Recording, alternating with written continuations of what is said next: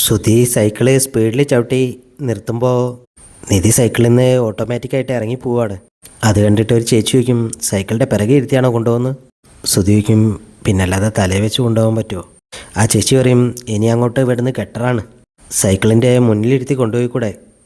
അത് കേൾക്കുമ്പോൾ ശ്രുതിക്ക് ഒരു സന്തോഷം തോന്നും. ശ്രുതി പറയും, നിധി എന്നാൽ മുന്നേ ഇരിക്കുക, പ്രായമുള്ള ആൾക്കാർ പറയുന്നത് കേൾക്കണ്ടേ. നിധി ആദ്യമൊന്നും പഠിക്കെങ്കിലും നിധി വന്ന് മുന്നേ ഇരിക്കും. നിധിയെ വെച്ച് സൈക്കിളിൽ പോകുമ്പോൾ ശ്രുതിക്ക് എന്തെന്നില്ലാത്തൊരു സന്തോഷം തോന്നും. ശ്രുതിയെ യാത്ര ആസ്വദിച്ചുകൊണ്ടേ ഇരിക്കുകയാണ്. കുറച്ച് കഴിയുമ്പോൾ നിധി പറയും, നമുക്ക് തിരിച്ചു പോകാം, എനിക്ക് വിശക്കുന്നു. ശ്രുതി പറയും, എനിക്ക് വിശക്കുന്നേ ഇല്ല.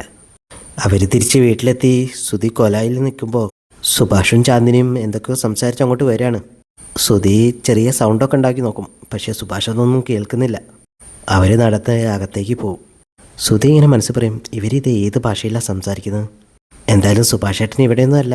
അവർ ഭക്ഷണം കഴിക്കാൻ നിൽക്കുമ്പോൾ നികേഷ് പറയും, സുഭാഷ് ഏട്ടാ വന്ന് വിളമ്പിത്തരൂ. നിധി ചോദിക്കും, നിനക്ക് വിളമ്പിത്തരാൻ ഒരാൾ വേണോ?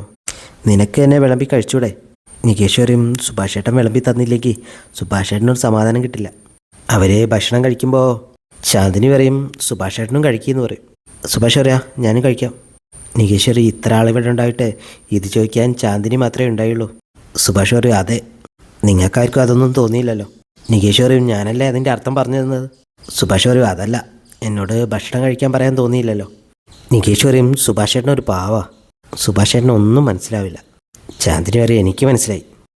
കണ്ടില്ലേ, ചാന്ദിനിക്ക് വരെ മനസ്സിലായി, സുഭാഷ് ഏട്ടന് മനസ്സിലായില്ല. ശ്രുതി സുനന്ദയും അമ്മായിയെ കുറിച്ച് ചോദിക്കുമ്പോൾ നികേഷ് പറയും, സുനന്ദ എങ്ങോട്ടോ പോകുന്നതുണ്ട്. സുനന്ദയോ? നീ സുനന്ദ എന്നാ ഇപ്പോഴും വിളിക്കുന്നത്?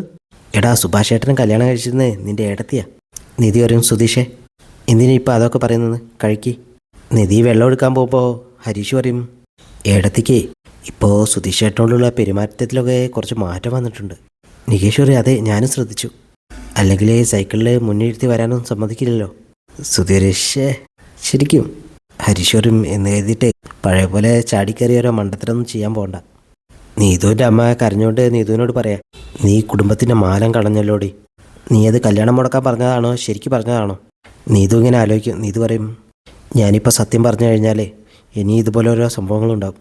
ഹരീഷ് വരുന്നവരെ ഈ കഥ ഇങ്ങനെ തന്നെ ഇരിക്കട്ടെ. നീതു പറയും, ഞാൻ സത്യമായിട്ട് പറഞ്ഞതാ.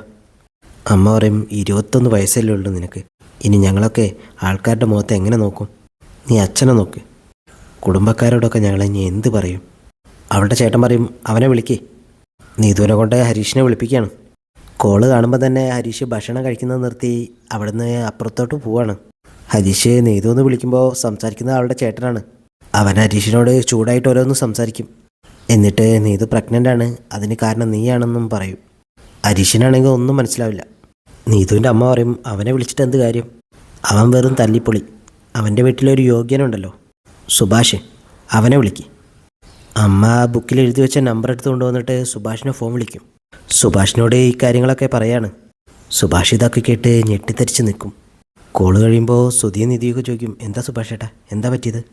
സുഭാഷ് പറയും, നീതുവിൻ്റെ അമ്മയെ വിളിച്ചത്, നീതു പ്രഗ്നൻ്റ് ആണ് പോലും, അതിന് കാരണം നമ്മൾ ഹരീഷാണെന്ന്. ശ്രുതി ഇങ്ങനെ പറയും, ഹരീഷോ? അവനിതൊക്കെ എപ്പോൾ ഒപ്പിച്ചു?